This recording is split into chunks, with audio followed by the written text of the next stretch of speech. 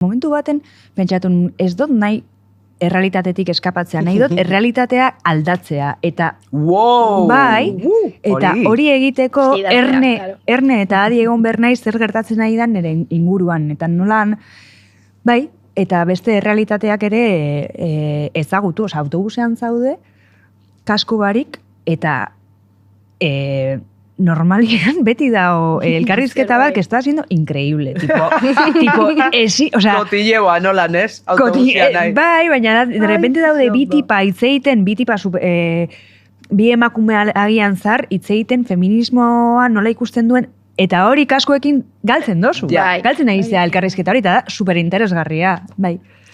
Erne bazaude, gauzak gertatzen dira, eta ez dute dituzu gauz oso interesgarriak.